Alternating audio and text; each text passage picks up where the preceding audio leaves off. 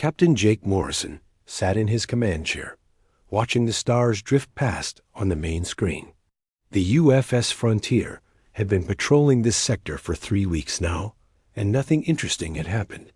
His crew was getting restless. Some of them were playing card games during their off hours, while others spent time in the gym or reading books from Earth. "Captain," called Amy Rodriguez from her communications station. Her voice was sharp with surprise. "I'm picking up a distress signal. It's not human." Jake straightened up immediately. In all his years of space travel, humanity had never encountered another intelligent species. There had been theories and hopes, but no proof until now. "Put it through the speakers," Jake ordered. Static filled the bridge, followed by sounds that definitely did not come from human throats. The alien voices were high-pitched and musical, but there was clear panic in their tone. "Can you make sense of it?" Jake asked. Amy worked at her station, her fingers dancing over the controls. "Give me a few minutes, sir. The computer is trying to find patterns in their language." Commander Lisa Park stepped up beside Jake's chair. She was his second in command and had been with him for 5 years. "Should we alert Earth Command?" "Not yet," Jake said. "Let's see what we're dealing with first." Dr. Ryan Cole emerged from the elevator that led to the medical bay. He had heard the commotion and came to investigate. "Did I hear correctly? Are those alien voices?" "Looks like it, Doc," Jake replied. "Amy, any progress?" "Yes, sir." The computer found some basic mathematical patterns. "I think I can establish simple communication." Amy adjusted her headset and began speaking slowly into her microphone. "This is the human vessel Frontier. We received your distress call. Can you understand us?" The alien chatter stopped suddenly, and a new voice came through, speaking broken but understandable English. "Humans? You are the Deathworld dwellers? Please, we need help, but we are afraid." The bridge fell silent. Jake exchanged glances with Lisa and Ryan. "Deathworld dwellers? What did that mean?" "We are humans from Earth," Amy continued. "We want to help you. What is your emergency?" "Our ship is badly damaged. We are Velari people. The Kethmer hunt us. They want to make us slaves or kill us all. We run for many days, but our engines fail soon." Jake stood up and walked to Amy's station. "Ask them how many are on their ship and what kind of help they need."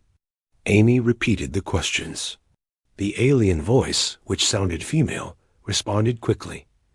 "We are 47 Velari on this ship, mostly families with children. Our life support fails in maybe 6 hours. Our engines cannot take us further. We heard stories about humans.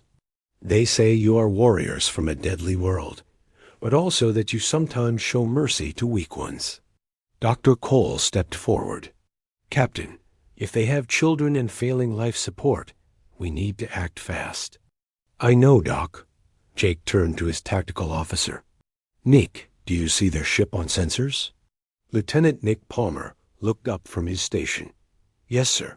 Small vessel, about half our size. I'm reading significant damage to their hull and engine systems. Their life support is definitely struggling.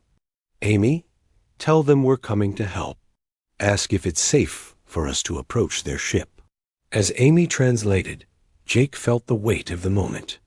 This was humanity's first contact with an alien species, and it was happening during a crisis. These Velari were clearly refugees running from something called the Kethmer. The alien voice came back, filled with what sounded like relief and fear, mixed together. "You will help us, even though we cannot fight? Even though we are not strong like humans? We have heard the stories about your people. They say humans come from a world so dangerous that it makes you into perfect warriors. They say you eat poison for pleasure, and your bodies heal from wounds that would kill others." Lisa raised an eyebrow. "Poison for pleasure? Are they talking about coffee?" "Probably alcohol, too." Ryan added with a slight smile. Jake motioned for quiet. Amy, tell them we'll help anyone who needs it. That's what humans do. Ask them about these Kethmer who are chasing them. After Amy's translation, the Velari voice became sadder and more fearful. Kethmer are empire builders. They take worlds and make slaves of peaceful people. If people resist, they kill everyone. We Velari are healers and farmers. We cannot fight them. Many of our worlds are already taken. This ship carries refugees from 3 different planets. How far behind are the Kethmer? Jake asked. We think. Maybe one day, perhaps less. Their ships are faster than ours, but they stopped to raid another world.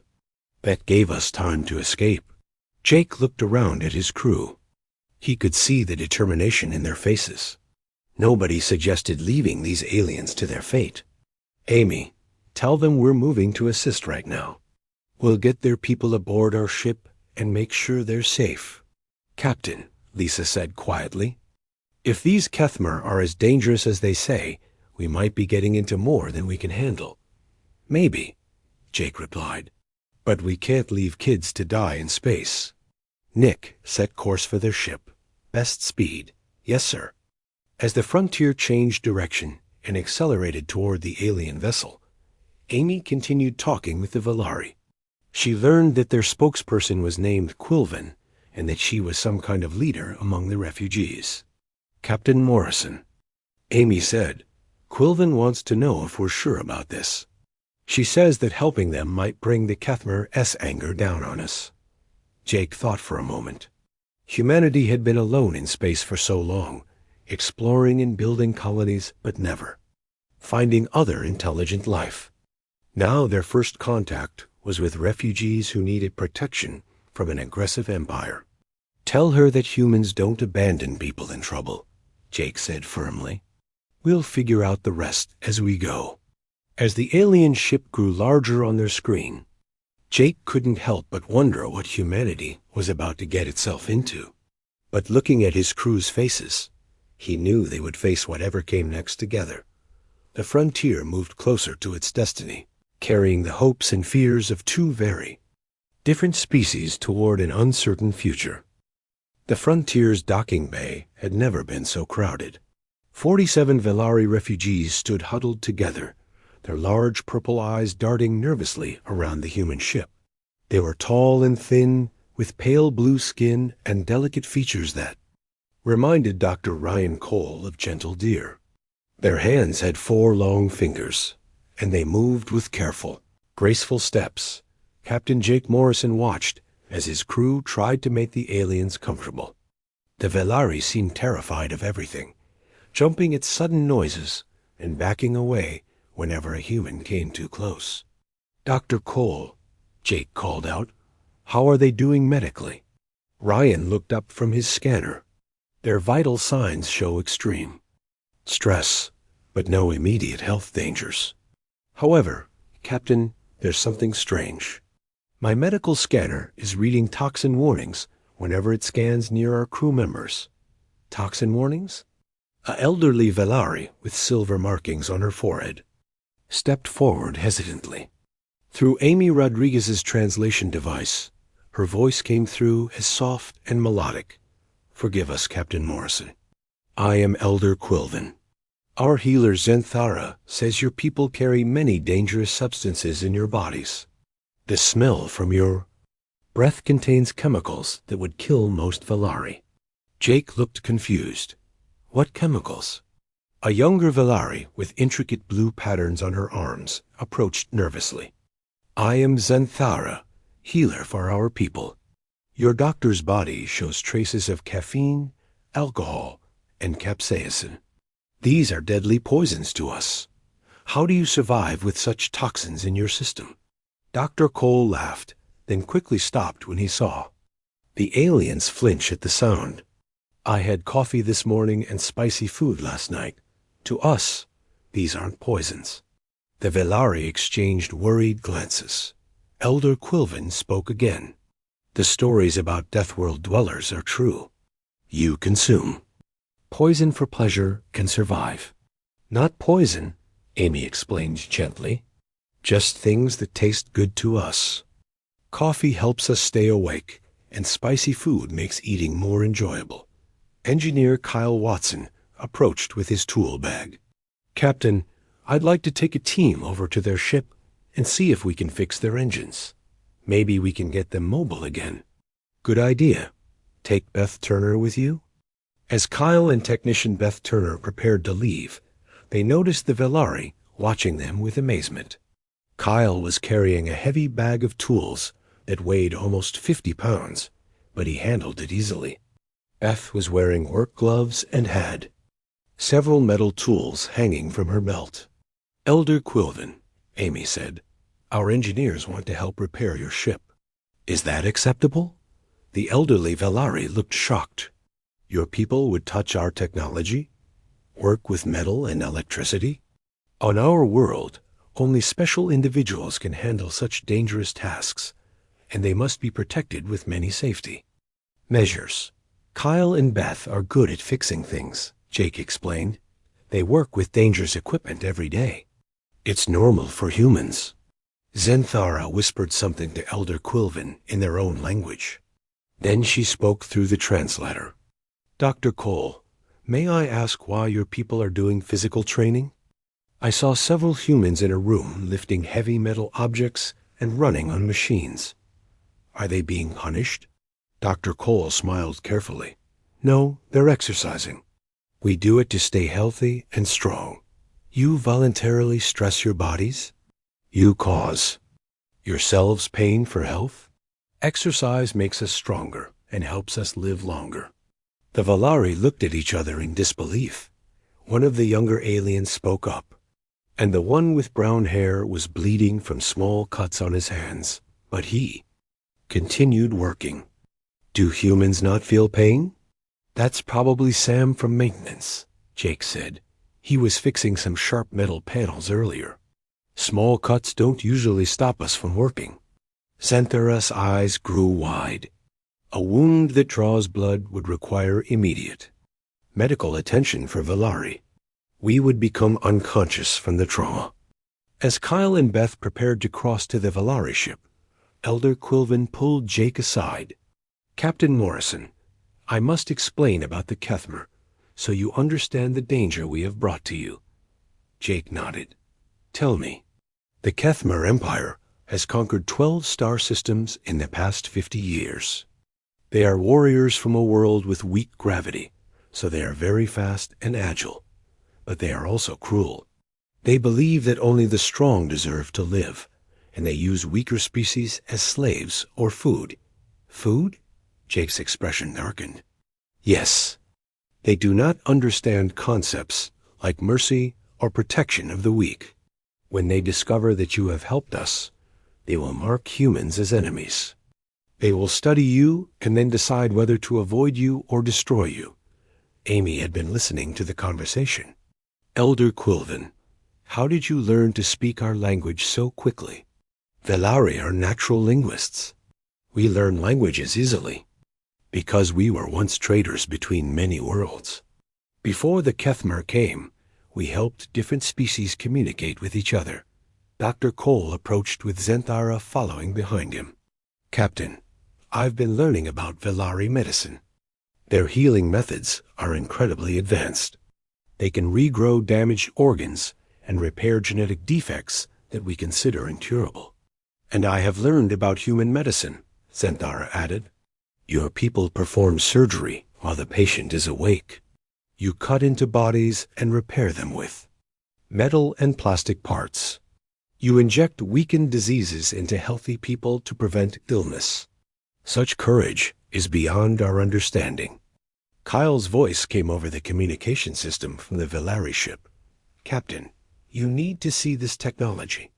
Their engines run on principles I've never seen before.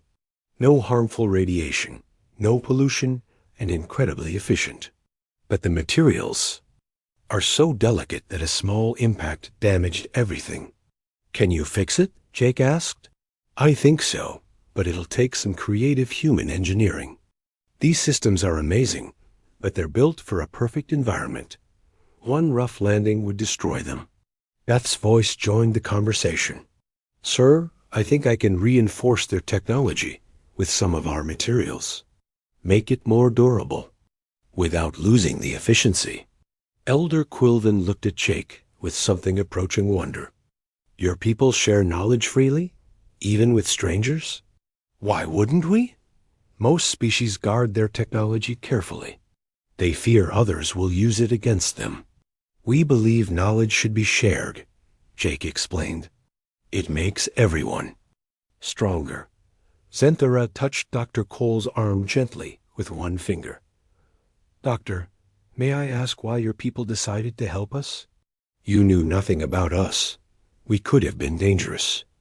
Ryan considered the question carefully. Because you asked for help. Because you had children who were afraid. Because it was the right thing to do. Even though helping us might bring the Kethmer's anger down on your people? Especially because of that, Jake interjected. Humans don't like bullies. Elder Quilvin looked around at the human crew members going about their work.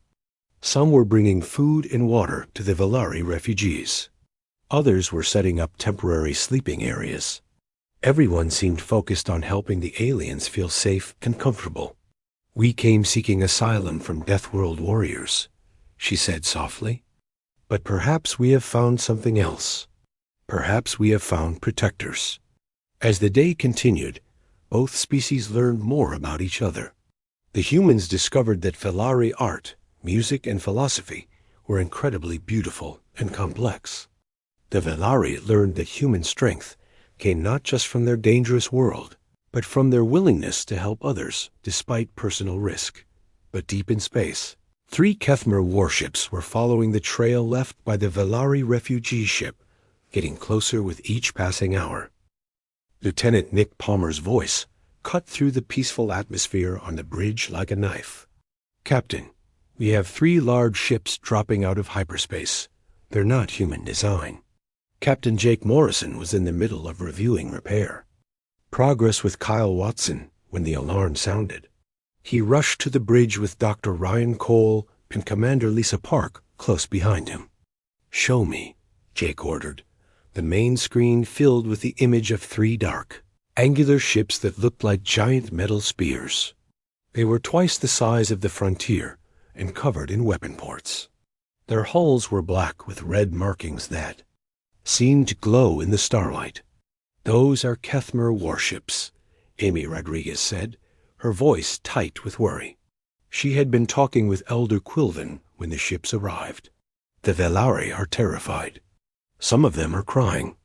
In the docking bay, the Velari refugees had gathered together in a tight group. Several of the children were making soft, frightened sounds.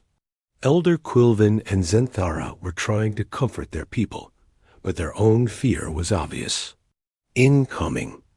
Transmission, Amy announced. They're demanding to speak with our captain. Put them through, Jake said. The screen changed to show a reptilian face with yellow eyes and sharp teeth. The creature's skin was dark green with black stripes, and its head was elongated like a crocodile's. When it spoke, its voice was harsh and full of menace. Human vessel, I am Commander Vextel of the Kethmer Empire. You have stolen property that belongs to us. Return the Velari slaves immediately, and we will consider not destroying your ship. Jake felt anger rising in his chest, but he kept his voice calm. I'm Captain Morrison. The Velari are not property. They're refugees seeking protection, and we've granted them asylum. Vextel's yellow eyes narrowed. Asylum? What is this word? The Velari are livestock. They exist to serve their betters. You will return them now. No, Jake said simply. The Kethmar commander seemed shocked by the direct refusal. You dare refuse the Kethmar Empire? Your single ship against 3 of our warships? Are humans stupid as well as weak? Lisa stepped closer to Jake. Captain, our weapons are no match for 3 ships that size. I know, Jake whispered back. Then he spoke louder. Commander Vextel, The Valari are under human protection now. We will not surrender them to slavery. Protection? Vexthul laughed, a sound like grinding metal. The weak do not deserve protection. They deserve to serve or die. This is the natural order. Dr. Cole moved to Jake's other side. Captain, I need to check on the Valari. This conversation is making them panic. Go ahead, Doc. As Ryan left the bridge, Vexthil continued his threats. Human Captain, you do not understand what you face. The Kethmer Empire spans many star systems. We have destroyed entire species that opposed us. Your people are unknown to us, but that will not save you. Maybe not, Jake replied. But we won't hand over innocent refugees to be enslaved. Innocent? Vexthul's voice rose with what sounded like genuine confusion. The Valari are prey animals. They have no weapons, no armies, no strength. They exist only to be used by superior beings. How can prey be innocent or guilty? Nick Palmer looked up from his tactical station. Captain, 2 of their ships are moving to flank us. The 3rd is staying in position to block any escape route. Acknowledged. Jake kept his eyes on the Kethmer commander. Vexthul, you speak of superior beings, but what makes you superior? Your weapons? Your willingness to hurt the defenseless? Strength makes us superior. Power makes us superior. The ability to take what we want makes us superior. The Valari cannot stop us, so they belong to us. This is how the universe works. Not in human space. Weapons specialist Megan Torres spoke quietly from her station. Captain, their weapons are charging. Energy signatures are building. Jake nodded. All crew, this is the captain. Prepare for possible combat. Non-essential personnel to emergency stations. Throughout the ship, humans began moving quickly to their assigned positions. In the docking bay, several crew members stayed with the Valari refugees to keep them calm. Kyle Watson and Beth Turner were still working on the alien ship, but now they were also preparing defensive measures. Vexthil's image leaned forward on the screen. You prepared to fight? Good. The Kethmer respect strength, even when it is foolish strength. I will give you one final chance, human captain. Surrender the Valari, and we will make your deaths quick. And if we refuse, then we will take the Valari from the wreckage of your ship, and your deaths will be slow and painful. Jake looked around at his bridge crew. Every one of them looked back with determination. They all knew they were outgunned, but none of them suggested surrendering. The refugees. Commander Vexthul, Jake said clearly, humans have a saying. We don't negotiate with bullies. The Kethmer commander's face twisted with rage. Bullies? We are conquerors. We are the strong taking from the weak. This is natural law. Maybe where you come from. But humans believe the strong should protect the weak, not prey on them. Protect the weak? Vexthul sounded like the concept was physically painful to him. Why would any rational being waste strength protecting those who cannot defend themselves? Because it's the right thing to do. Right? Wrong? These are meaningless words. There is only strong and weak, predator and prey, master and slave. Amy Rodriguez had been recording the entire conversation. Captain, I'm transmitting everything to Earth Command. If we don't survive this, at least they'll know what happened. Dr. Cole's voice came over the intercom. Captain, the Valari want to surrender themselves to save us. Elder Quilvin says they won't let humans die for them. Tell them absolutely not, Jake replied firmly. We made a promise to protect them. Vexthul had been listening to the exchange. How amusing. The prey wants to sacrifice itself to save the predator, but it does not matter. We will take the Valari and destroy your ship anyway. You have defied the Kethmer Empire, and that cannot go unpunished. The Kethmer ships moved closer, their weapons now fully charged and aimed at the frontier. Jake could feel the tension on the bridge rising. His crew was ready to fight, but everyone knew the odds were terrible. "Megan, what's our tactical situation?" Jake asked. "Not good, sir. Their ships have heavier armor and more weapons than us. But our targeting systems are more advanced, and our weapons have better accuracy." "Kyle, how is the Valari ship?" Kyle's voice came through the communicator. "Engines are working, but barely. Their ship could move, but not fast enough to escape those warships." Nick Palmer suddenly spoke up.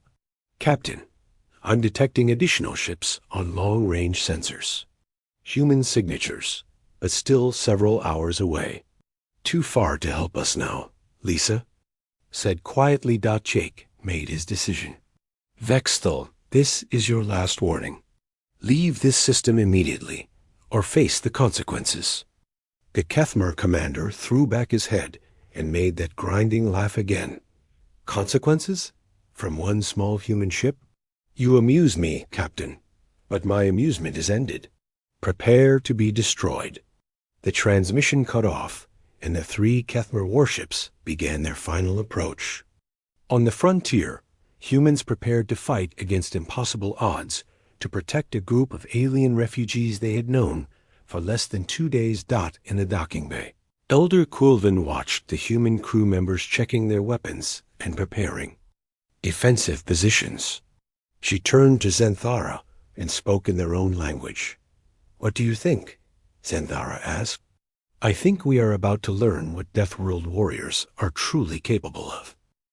The first Kethmer energy blast hit the frontier's shields without warning. The ship shook violently, throwing several crew members against the walls. Emergency lights began flashing red throughout the vessel. "Return fire," Captain Jake Morrison shouted as he pulled himself back into his command chair. "Weapons specialist." Megan Torres's fingers danced across her control panel, firing main batteries. The Frontier's weapons lanced out at the closest Kethmer ship. The human weapons were smaller than the alien ones, but they hit exactly where Megan aimed them. The Kethmer ship's shields flickered and sparked. "Direct hit on their weapon systems," Nick Palmer reported. "Their forward guns are damaged." Commander Vexthal's angry voice filled the bridge. "Impossible. How did such weak weapons penetrate?" "Our shields?" "Because we know how to aim," Jake replied grimly. The battle quickly became chaotic. The 3 Kethmer ships had expected to destroy the single human vessel in minutes, but the Frontier proved much harder to kill than they anticipated.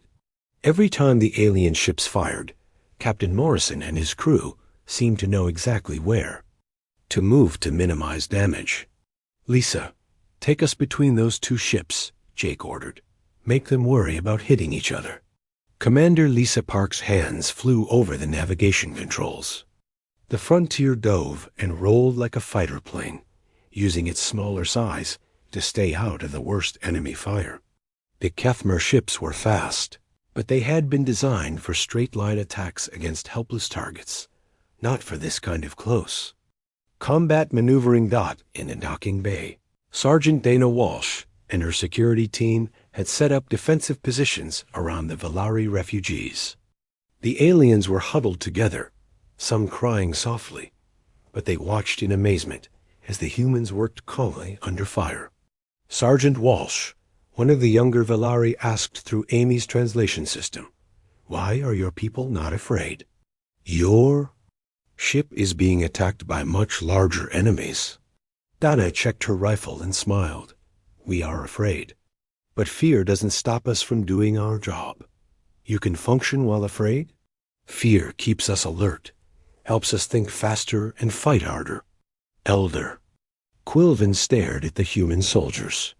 Even under attack, they moved with confidence and purpose. When the ship shook from enemy fire, they adjusted their positions quickly and continued their work. On the bridge, the situation was getting worse. The Frontier's shields were failing, and 2 of the Kethmer ships were moving to bracket them in a crossfire. "Captain!" Nick Palmer shouted. The middle enemy ship is trying to ram us. I see it. Megan, target their engines.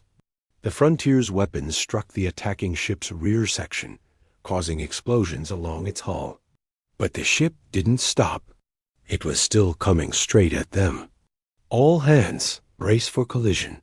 Jake announced that the Kethmer ship slammed into the Frontier's side. Metal screamed against metal, and several hull sections buckled. Worse, the collision tore a hole in both ships, connecting them. Hull breach on Deck 7, Gamey reported. Emergency force fields are holding, but barely. Through the torn metal, Kethmer warriors began pouring into the human ship. They were tall, reptilian creatures with powerful legs built for jumping. In their low-gravity homeworld, they could leap incredible distances and move with lightning speed. Repel boarders. Jake commanded all security teams to Deck 7. Lieutenant Alex Chun grabbed his sidearm and a handful of Marines. They ran through the corridors toward the breach, meeting panicked crew members running the other way. How many? Alex asked one of the fleeing engineers. At least 20 of those lizard things. They're fast, sir. Faster than anything I've ever seen. Alex and his team reached Deck 7 to find chaos. The Kethmer warriors were indeed incredibly fast, leaping from wall to wall and attacking with curved blades and energy weapons. They moved like deadly dancers, almost too quick for human eyes to follow. But the humans had advantages the Kethmer didn't expect. When the first alien warrior leaped at Alex, the lieutenant didn't try to match its speed. Instead, he predicted where it would land and fired 3 shots into that space. The Kethmer warrior ran straight into the bullets. Don't chase them, Alex shouted to his team. Let them come to you, then hit them where they're going to be. The other Marines quickly learned the tactic. The Kethmer were fast and agile, but they followed predictable attack patterns. Humans, raised on a world where everything tried to kill them, were experts at reading predator behavior. Private Martinez took a deep slash across his arm from a Kethmer blade, but instead of falling back, he grabbed the alien's weapon hand and held on. The Kethmer tried to pull away, but Martinez was much stronger than expected. Now, Martinez yelled. Corporal Johnson put 3 rounds into the trapped alien. Blood was running down Martinez's arm, but he was still fighting. The Kethmer warriors began to realize something was wrong. These humans should have been easy prey. They were slower and less agile than Kethmer, but they seemed impossible to kill. Wounds that should have stopped them only made them fight harder. On the bridge, Dr. Ryan Cole was treating injured crew members without stopping his other duties. Captain, I've got burns, cuts, and broken bones, but everyone's still at their stations. Jake watched his tactical display. The boarding party was being pushed back, but slowly. How long until those reinforcements arrive? 2 hours, sir.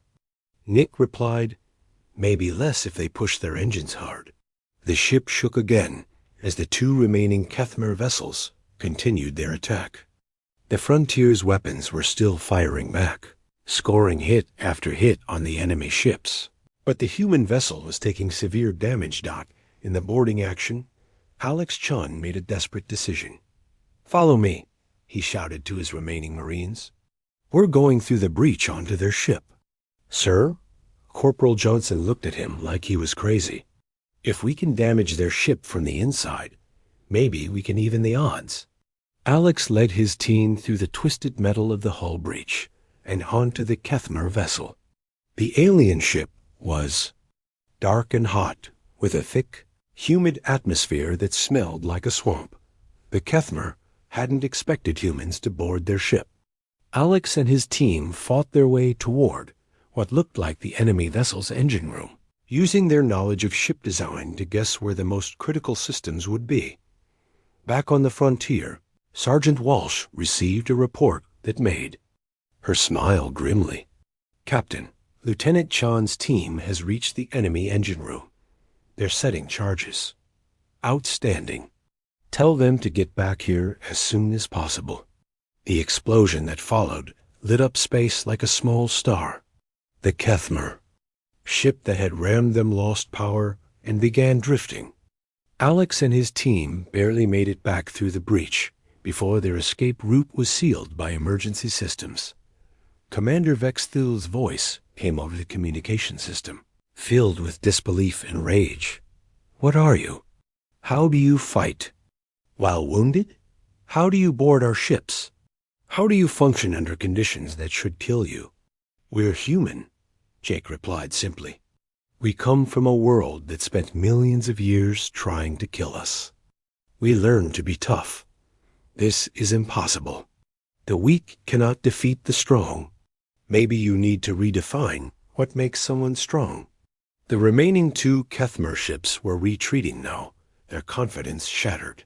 They had expected to face helpless prey, but instead found warriors who seemed to thrive on adversity. In the docking bay, Elder Quilvin and the other Villari watched human medical teams treating the wounded. Crew members with serious injuries were joking with their doctors. Others with bandaged arms and legs were already returning to their duties. How? Zenthara whispered to Dr. Cole. How do they continue fighting while hurt?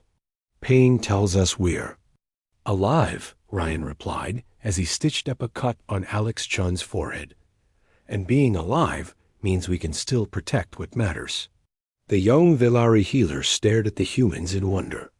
On her world, even a small injury would require rest and isolation. But these humans seemed to use their pain as fuel for their determination. As the Kethmer ships disappeared into hyperspace, Jake received a message from the approaching human fleet. This is Admiral Chris Thompson aboard the UFS Intrepid. Captain Morrison, we received your transmission. Are you all right? We're still here, Admiral. The Kethmer have retreated, but I don't think they're gone for good. Understood. We'll be there in 90 minutes. Prepare a full report on first contact procedures and this Kethmer Empire. Jake looked around at his battered but victorious crew, then at the Villari refugees who were staring at the humans with a mixture of awe and gratitude. The real war, he realized, was just beginning. Admiral Chris Thompson's fleet arrived like a wall of metal and light. 12 human ships dropped out of hyperspace around the damaged frontier, their weapons ready and shields up.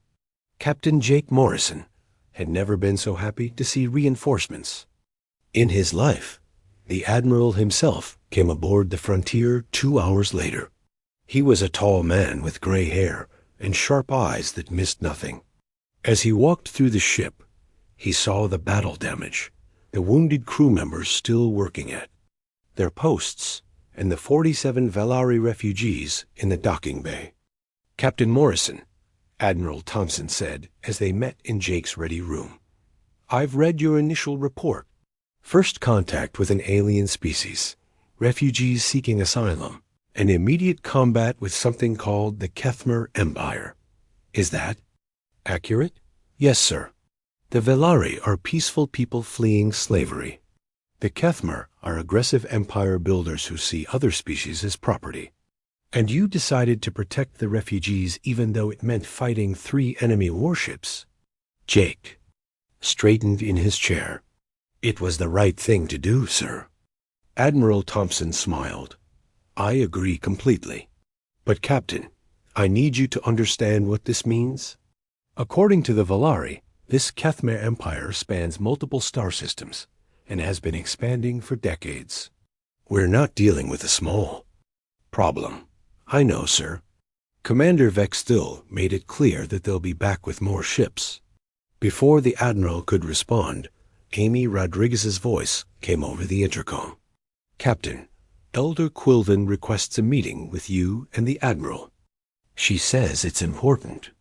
Minutes later, the 3 humans sat with Elder Quilvin and Zenthara in the ship's main conference room. The elderly Villari leader looked much calmer now, but her large purple eyes still showed worry. Admiral Thompson, she began through the translation device. Captain Morrison and his crew have saved our lives. We owe humans a debt that can never be repaid. You don't owe us anything, Jake said. We helped because it was right. Nevertheless, we wish to offer something in return.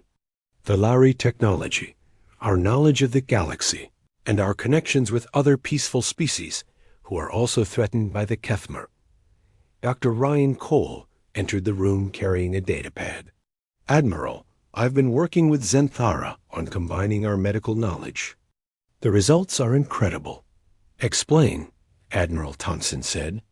Velari healing technology can regrow organs and repair genetic damage.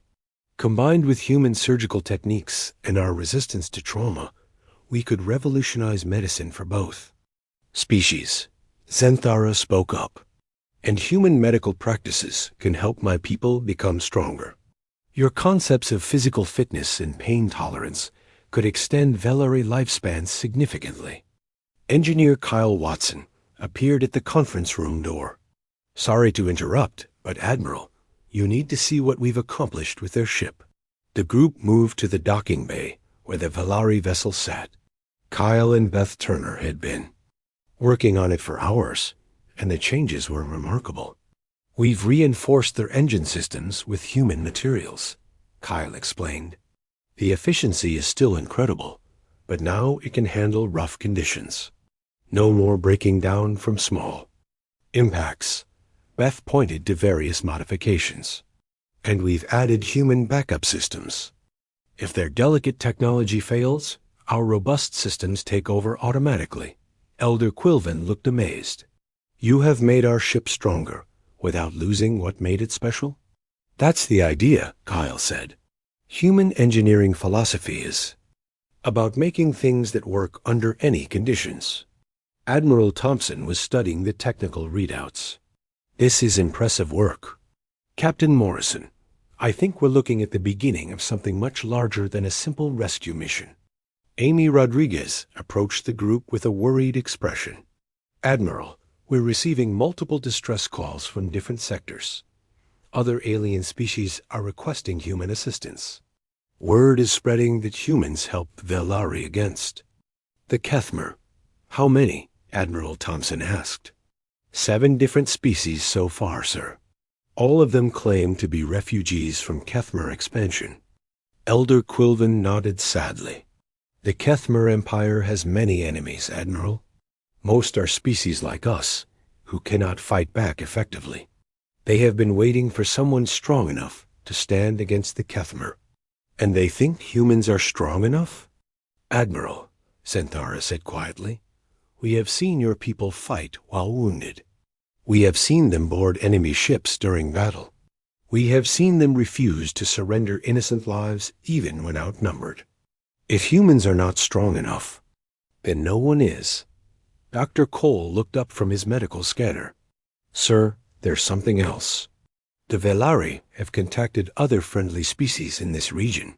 They're sharing information about human capabilities and human values. We're becoming famous. Famous how? As protectors. As people who defend the weak instead of preying on them. Admiral Thompson walked to the window and looked out at the stars. Captain Morrison, when you helped these refugees, did you consider that you might be starting an interstellar war? Honestly, sir? No. I just saw people in trouble who needed help. Good answer. The Admiral turned back to the group. Because I'm about to make a decision that will definitely start an interstellar war. He activated his communication device. All ships, this is Admiral Thompson. I'm declaring this system under human protection. Any Kethmer vessels that enter this space will be considered hostile and dealt with accordingly. Elder Quilvin C. Eyes widened. Admiral, the Kethmer will see this as a declaration of war. Good, because that's exactly what it is. The Admiral's voice carried throughout the fleet. For too long, peaceful species have suffered under the Kethmer Empire's expansion. Humanity will not stand by while innocent people are enslaved or murdered. We're drawing a line here and now. Captain Morrison felt a chill of excitement and fear. Sir, Earth Command will need to approve this decision. Earth Command already has. I've been authorized to take whatever action I deem necessary to protect human interests and allied species. Admiral Thompson smiled grimly. It seems our government agrees that protecting refugees is a human interest. Over the next several hours, 3 more alien ships arrived seeking asylum. Each brought stories of Kethmer brutality and reports of other species desperately hoping for human intervention. Kyle and Beth found themselves leading mixed teams of human engineers and alien technicians, combining technologies in ways no one had imagined before. Dr. Cole worked with healers from 4 different species, sharing knowledge that would benefit everyone. Lieutenant Alex Chun, still bandaged from the boarding action, was training alien security personnel in human combat tactics. The aliens were amazed by human concepts of fighting while injured and using pain as motivation. As evening came, Jake found himself back in the conference room with Elder Quilvin and Admiral Thompson. The Velari leader was preparing to address her people, who had been watching the day's events with growing hope. Captain Morrison, Elder Quilvin said softly, when we first met, I told you that Velari had heard stories about humans. We knew you were called Deathworld dwellers, and that you were feared as warriors. What did you think when you first saw us? Jake asked. I was terrified. I expected savage killers who might help us but would probably hurt us. She paused, her large eyes reflecting the room's lights. But I was wrong about what makes humans dangerous. What do you mean? Your weapons are not the most dangerous thing about humans. Your strength is not the most dangerous thing. Your ability to fight while wounded is not the most dangerous thing. Admiral Thompson leaned forward. Then what is? Elder Quilvin stood and looked out at the mixed crews of humans and aliens working together in the docking bay.